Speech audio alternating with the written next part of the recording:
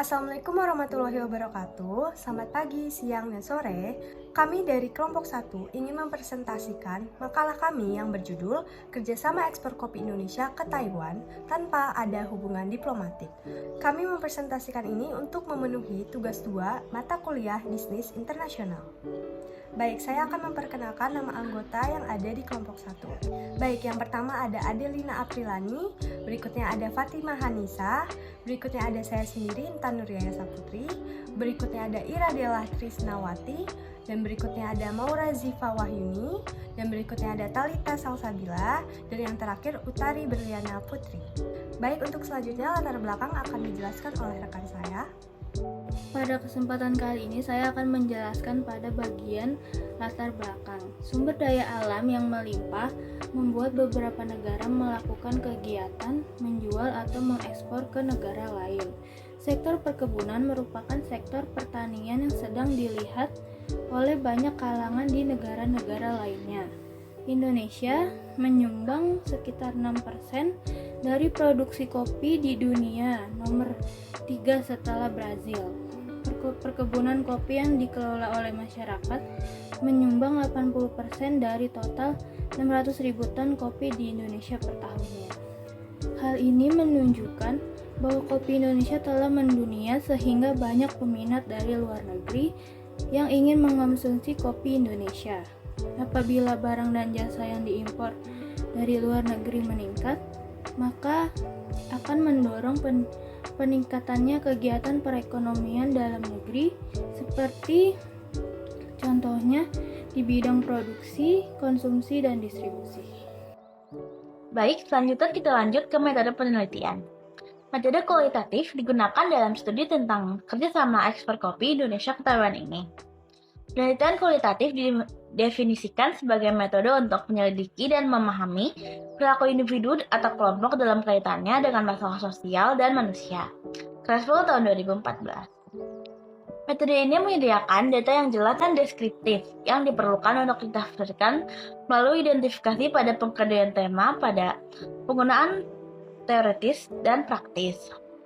Data yang dibutuhkan untuk penelitian ini meliputi data primer berupa studi pustaka guna memperkaya penelitian dengan studi terdahulu. Sedangkan data sekunder berupa dokumen dan informasi akan dikumpulkan dari penelitian terdahulu tentang ekspor kopi Indonesia ke Taiwan ini melalui situs media cyber, hasil survei statistik, survei, tabel, grafik, dan arsip lainnya. Baik, selanjutnya saya akan menjelaskan tentang teori yang kami aplikasikan terhadap study case yang telah kami pilih, yaitu teori liberalisme. Menurut liberalisme, negara hadir sebagai lembaga konstitusional yang memberi jaminan terhadap keteraturan hidup dan saling respect dalam berinteraksi antar warga masyarakat. Dalam teori liberalisme, pandangan terhadap tindakan negara adalah negara dapat terlibat dalam tindakan kolaboratif dan kerjasama yang rasional bertujuan untuk kepentingan bersama. Liberalisme memastikan untuk mendapatkan keuntungan bersama dan dengan demikian menghasilkan efisiensi sosial. Lalu di dalam liberalisme berpendapat bahwa organisasi hukum internasional dan organisasi non-pemerintahan merupakan faktor yang sama pentingnya dalam politik dunia. Dan teori yang dianut oleh liberalisme adalah bahwa hubungan internasional merupakan positive sum game. Positive sum game ini adalah permainan jumlah positif yang konsepnya teori permainan di mana keuntungan dan kerugian keseluruhan dalam permainan lebih dari 0, maka positif jumlahnya. Dengan kata lain, tidak ada yang diuntungkan dengan mengorbankan orang lain. Ini adalah situasi win-win solution. Maka dapat dilihat dari hubungan ekspor kopi Indonesia ke Taiwan yang keduanya sama-sama memiliki tujuan untuk memenuhi kepentingan nasional masing-masing, di mana keduanya mendapatkan keuntungan. Baik, sekarang saya akan menjelaskan mengenai study case. Indonesia dan Taiwan memang tidak memiliki hubungan secara diplomatik, karena Indonesia menganut kebijakan satu Cina atau One China Policy. Namun, walaupun begitu, kerjasama di antara dua negara tetap terjalin dengan baik di berbagai bidang. Ada itu di bidang ekonomi, di bidang pendidikan, teknologi, dan bidang lainnya.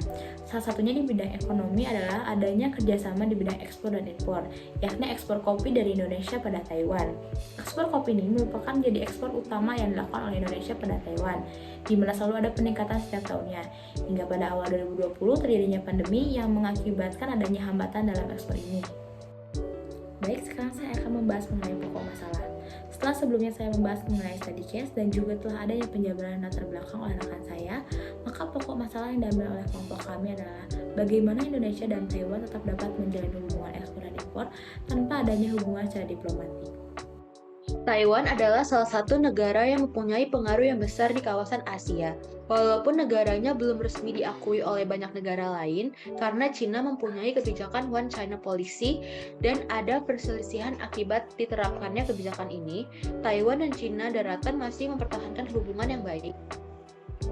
Taiwan adalah salah satu negara yang mempunyai pengaruh yang besar di kawasan Asia.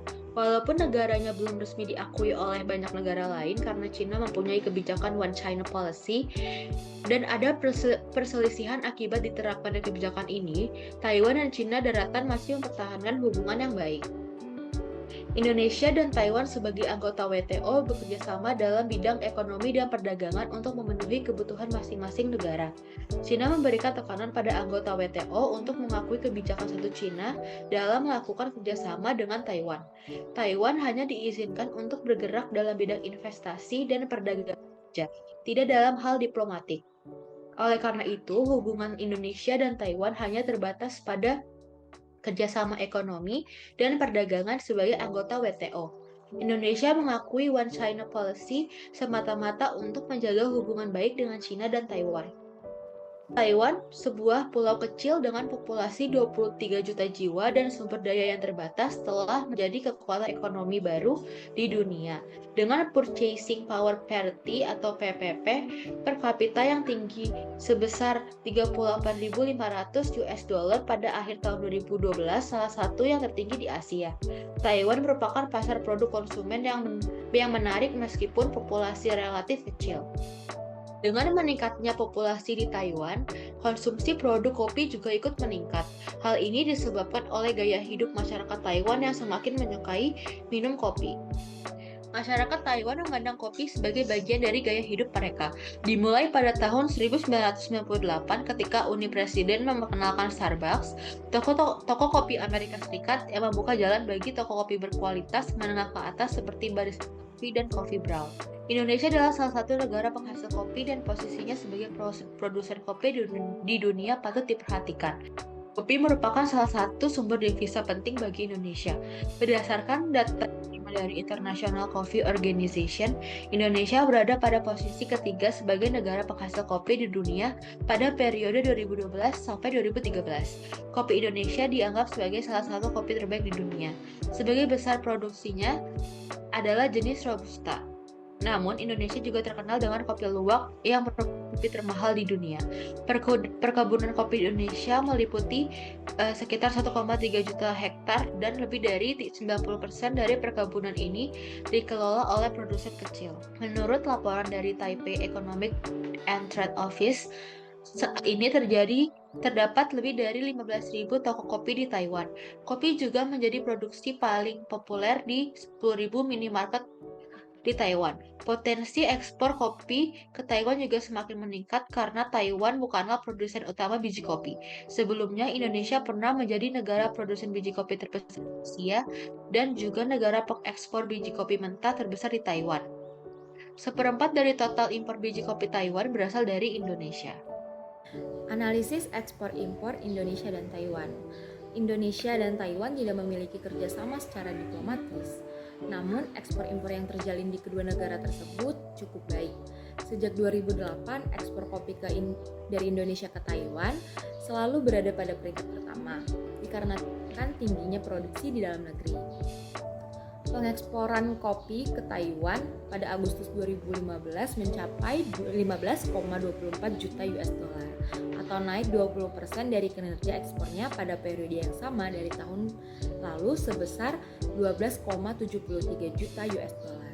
Berikut adalah data yang kami dapat dari 2012 sampai 2013 daftar negara pengekspor penghasil kopi dunia. Indonesia pada peringkat ketiga terbesar pengekspor kopi dunia di bawah Brazil dan Vietnam. Menurut data yang dilansir dari tahun 2006 sampai 2012, ekspor kopi ke Taiwan memiliki beberapa kualifikasi secara jenis kopi yang akan diekspor. Yang pertama adalah kode HS 0901. Kopi tersebut adalah kopi sekam dan bahan lain pengganti kopi. Menurut data 2006 sampai 2012, pada tahun 2011 ekspor kopi ini berada peringkat tertinggi di tahun 2011 karena pengeksporan kopi ini mencapai lebih dari 20 juta US dollar. Yang kedua adalah dengan kode HS 090111, kopi ini tidak dipanggang dan tidak dihilangkan kafeinnya. Berdasarkan hasil data, di tahun 2011 juga ekspor jenis kopi tersebut berada pada peringkat tertinggi lebih dari 20 juta US dollar. Yang ketiga adalah jenis kopi 0901 HS 090112. Kode tersebut adalah jenis kopi tidak dipanggang dan dihilangkan kafeinnya. Dari data 2006 sampai 2012, kopi jenis ini paling banyak diekspor pada tahun 2008 sekitar 90.000 US dollar.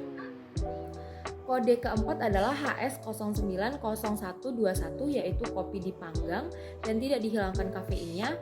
Menurut data 2016 sampai 2012, kopi dengan kode ini banyak diekspor pada tahun 2007, 2009, dan 2011. Pada ketiga tahun tersebut, peringkat ekspornya ini senilai 120.000 US dollar. Jenis kopi yang kelima adalah HS 090122. Kopi tersebut adalah kopi dipanggang dan dihilangkan kafeinnya. Berdasarkan data 2011, kopi ini berada peringkat ke-11 dengan jumlah ekspor 18.000 US dollar. Tren pasar Taiwan juga menjadi salah satu ketentuan dari hasil ekspor. Tidak hanya kopi jenis yang berkualitas dan bermutu baik saja, namun juga dinilai dari segi pembeli kopi impor tersebut. Keadaan pasar kopi di Taiwan sendiri dinilai berdasarkan kopi retail, kopi dari toko serba ada, dan kedai kopi yang berada di Taiwan. Dari pembahasan yang telah dijelaskan sebelumnya, dapat disimpulkan bahwa kebijakan luar negeri Indonesia menganut prinsip politik yang bebas dan aktif. Yang mana hal tersebut dapat diartikan bahwa Indonesia tidak memihak atau ikut serta terhadap kekuatan yang ingin berseteru, apalagi hal tersebut tidak sejalan dengan nilai bangsa. Dan di sisi lain, Taiwan merupakan pasar impor terbesar bagi para importir. Hal tersebut yang membuat Indonesia dan Taiwan melakukan hubungan perdagangan meski Indonesia dan Taiwan tidak memiliki hubungan diplomasi. Baik, terima kasih atas penjelasannya. Sekian presentasi dari kelompok 1, kurang lebihnya kami mohon maaf dan semoga presentasi ini bermanfaat dan juga dapat dipahami dengan mudah. Sekian, terima kasih. Wassalamualaikum warahmatullahi wabarakatuh.